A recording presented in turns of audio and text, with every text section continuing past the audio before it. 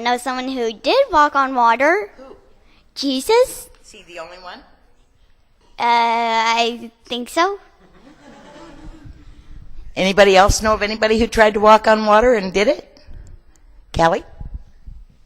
Jesus. That's right.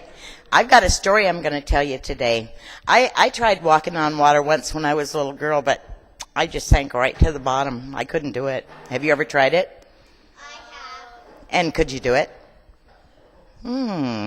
Okay, we're going to read a little bit of story to you today. One day the disciples got into a boat and headed out to sea, but Jesus stayed behind to pray. He prayed for a long time, and then he decided to join the disciples. But by then, they were already 3 or 4 miles out to sea. That's a long way, isn't it? Oh, Yeah. Okay. And he didn't have a boat, so he simply walked right on top of the water out to where the disciples were. When the disciples saw him coming, they were scared because they thought it was a ghost. But Jesus said, "Don't worry, it's just me." Then Peter said, "Lord, if it's really you, tell me to come to you on the water." Jesus said, "Come on." And Peter got out of the boat and began walking on the water toward Jesus. But it was very windy, and there were lots of big waves. And when Peter noticed that the wind and the waves, he got scared and began to sink.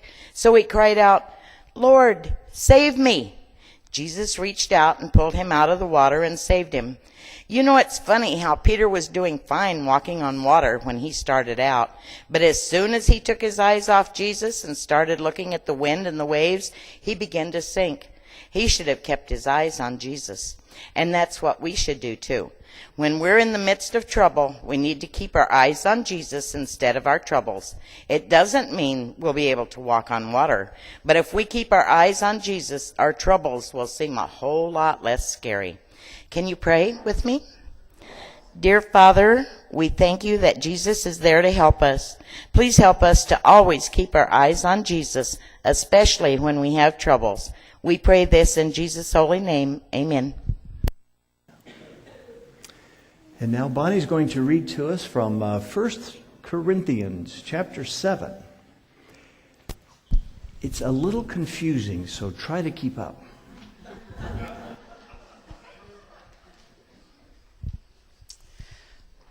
This is what I'm saying, brothers and sisters. The time has drawn short. From now on, those who have wives should be like people who don't have them. Those who are sad should be like people who aren't crying. Those who are happy should be like people who aren't happy. Those who buy something should be like people who don't have possessions. Those who use the world should be like people who aren't preoccupied with it, because this world in its present form is passing away. I want you to be free from concerns. A man who isn't married is concerned about the Lord's concern, how he can please the Lord. But a married man is concerned about the world's concerns, how he can please his wife. His attention is divided. A woman isn't married or who is a virgin is concerned about the Lord's concerns so that she can be dedicated to God in both body and spirit. But a married woman is concerned about the world's concerns, how she can please her husband. I'm saying this for your own advantage. It's not to restrict you, but rather to promote effective and consistent service to the Lord without distraction. So ends the reading of God's holy word.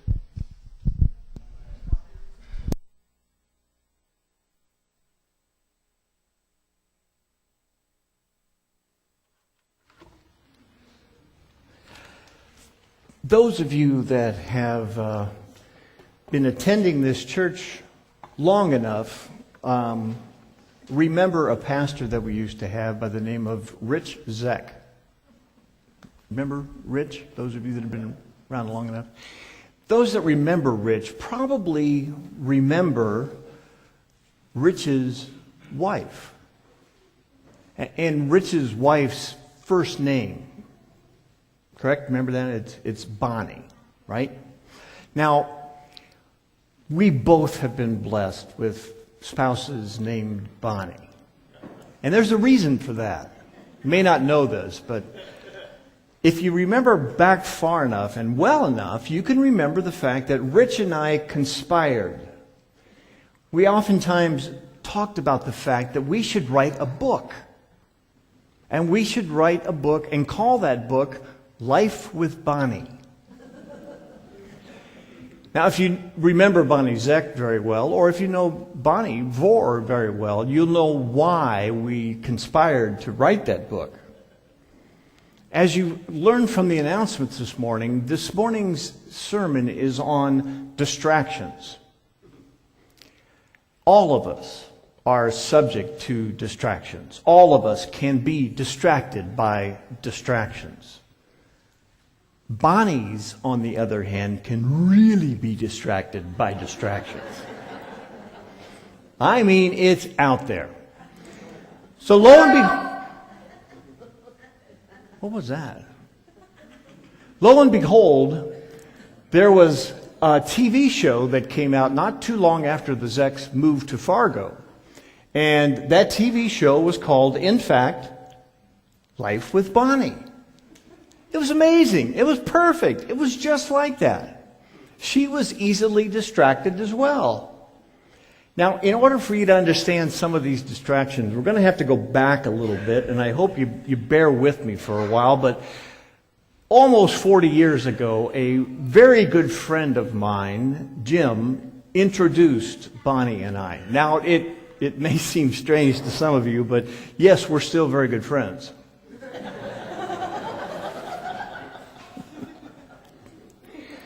And he used to share, before I met Bonnie, he used to share with me stories about how easily distracted she was. How it came like second nature for her. Let me give you an example. I don't know all those distractions that went on before I met her, but certainly life has been interesting after we've been married. We were in our new home, our first home actually, in Lafayette, Indiana, and we hadn't been there too long when we noticed this odor coming from the pantry, the food pantry. Couldn't figure out what it was. It was really kind of nasty. And at first we thought, well, there's something in the food pantry that's spoiled, and we should, I keep hearing something going on there. We should do something about finding out what it is and get rid of it, because it's getting pretty bad. Well, I had to take off on a business trip, and while I was gone, I called home and see how things were going. Squirrel. Are they saying squirrel? Oh, okay. They must have seen the movie Up or something. Anyway, while I was gone, I called home and said, hey, how things going? And she said, oh, they're going great. And by the way, I found out what the odor was. She says, I could have sworn it was a mouse. A dead mouse that we had trapped in there. It was caught in our mouse trap, and we forgot to clean up the mouse trap, so that was what was smelling. And I said, oh, really? Did you find the mouse? And she goes, well, no, it really just, you wouldn't believe what it was. It wasn't a mouse. You see, she was distracted as she was putting pork chops into the freezer. And they didn't make it into the freezer. They actually made it to the pantry. That is, by the way, not frozen. Behind some crackers, and that may be some rice mixed in, but mainly it's green pork chops. And they were there a long time, and boy did they smell. So that's one example of being distracted. Another time was, we were at the same house actually. I came home from work one time, and she's over at the counter cutting onions and water, and the sink is maybe some 10 feet away, and she's crying her eyes out, cutting these onions. And she's going, it doesn't work. I said, what doesn't work? She's cutting these onions away, just crying away. And yeah, she looks just like that when she's cutting onions. Cutting these onions, and she's saying, it doesn't work. I said, what? Well, I heard that if you ran water when you cut onions, you won't cry. I said, Bonnie, you got to hold it under the water. You cut the onions under the water so it washes away the stuff. She was, I think, distracted when she was hearing that story about how that was done. But then there's my favorite. And this This is a classic. We were at this outdoor crafts fair kind of thing. It's called Feast of the Hunter's Moon. It's in Indiana, but beside the point. And this carpenter was showing off his wares, and this carpenter was showing off things that he had made with his hands, out of wood. How he carved and put things together, no nails being used. And this was a picture of a lantern that he had made. And he's sitting there talking to other people about his what work he's done and everything. And she boldly walks right up to him and says, "Excuse me, sir." And, "Yes, can I help you?" And she says, "Well, will this burn after dark?" And he looked about like that. "Well, it should. I'm thinking it'll burn after dark." She was distracted. She meant to say, "Will it burn if the wind blows?" How you got after dark after that, I don't know. But that is one of my favorites. There's a whole bunch more, like tuning in trying to get the car radio to tune in by turning the cigarette lighter and all kinds of things, but we don't have time. This is a 4-part sermon series. But the issue is that distractions are everywhere. People are really affected by distractions. I once had a friend who was so distracted by so many different things, his girlfriend had to actually keep track of things for him. One day she walks into the room and says, "Here's the sweater that you wanted me to find for you." And he goes, "Great. Are we going somewhere or am I cold?" So distracted he didn't know what to do. But that brings us to our movie Up. Up, as you recall, is this movie of Carl, the old man, and his longing to take his wife on her big adventure, flying away in a house that was lifted up by balloons. And we found out last week about the guy that did it himself with the lawn chairs. A little premature. Lifted up by balloons, and he goes to South America to try to find this place where his house could be sitting right over the waterfalls where his wife Ellie really wanted to go. And so he tries to get there with his friend Russell, and they run into a pack of dogs. Now these are smart dogs. As you recall, it's a dog that talks. All the dogs talk. Okay? But the dogs, this master, this guy that was there that took care of the dogs and taught them everything, could do everything he could except remove the influence of distractions. If we could show the clip.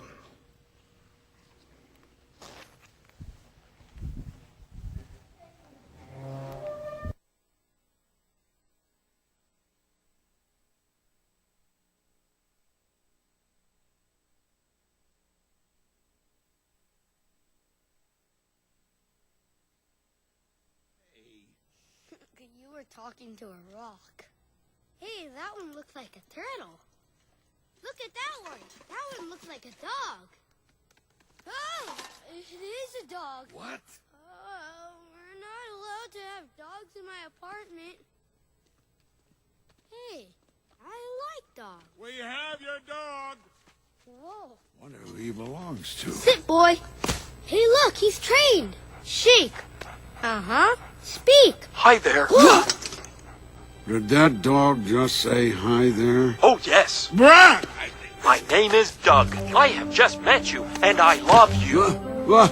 My master made me this collar. He is a good and smart master, and he made me this collar so that I may talk. Squirrel!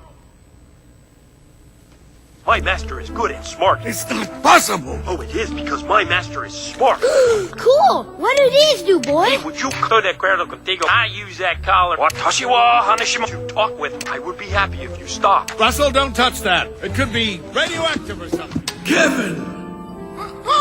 Don't worry, Kevin. We're on our way. allow no one to be entering through these doors. Guard well that bird, my minions. What do we do now, Duck?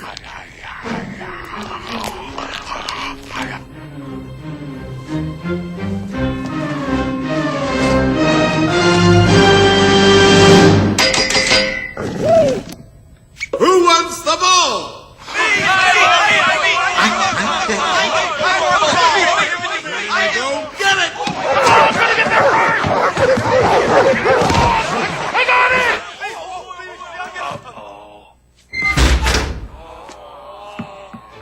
Don't touch that. It could be radioactive or something.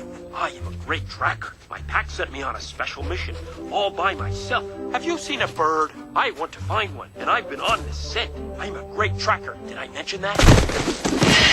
Hey, that is the bird. I have never seen one up close, but this is the bird. May I take your bird back to camp as my prisoner? Yes, take it. And on the way, learn how to bark like a real dog. I can bark. Well, anyway, the biggest distraction that the dogs had, no matter what, was every time someone said the word squirrel, or any time they saw a squirrel, it was drop everything, squirrels! You know, they were just totally distracted.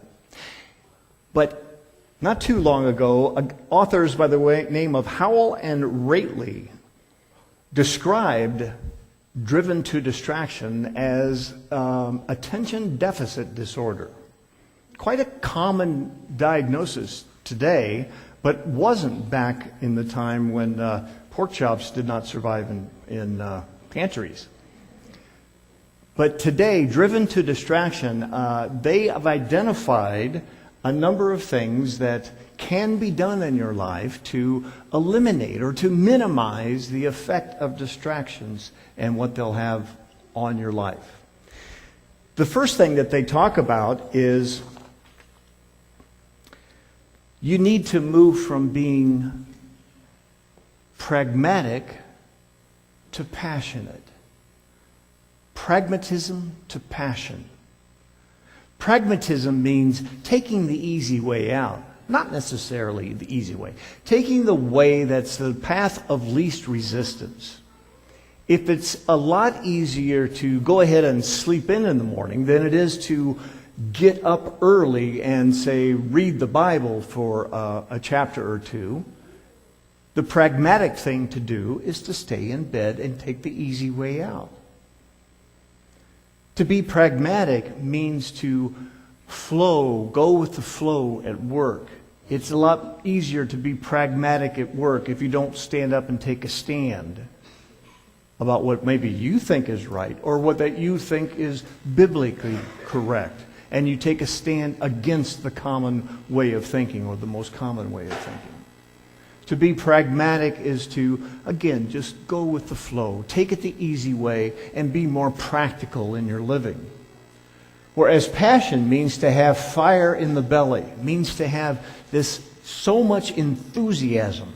So much enthusiasm that, like we saw this morning when they got up and they grabbed their candy, the kids did, and how many times have you skipped to your seat in church? How many times do you hop along when you walk? Do you have that bounce in your step? Do you have that passion no matter what it is? If you have a passion, you're less likely to be distracted. You're less likely to let any kind of outside influence enter into what you're doing and what you're focused on. And that brings us to the next step that they talk about. Go from being fractured to focused. Stay focused on one thing. Stay focused on the one thing that you want to do that will get you through that day, that will get you to your goal at the end of the day. I know it's easy for me when I sit down to do research for a sermon. You wouldn't believe the number of paths I took when I looked up driven to distraction. I mean, I was distracted all over the place. You wouldn't believe some of the topics I got into. You don't need to know. But it's easy to have happen if you don't have a passion about it. If I didn't have a passion to get back on track, to constantly say, get back here. Don't deal with this in pieces. Look at the whole picture. Stay focused. Then it becomes very easy to be distracted. So the first two things are from going from pragmatic to passion, from fractured to focused, and then finally the last thing that they talk about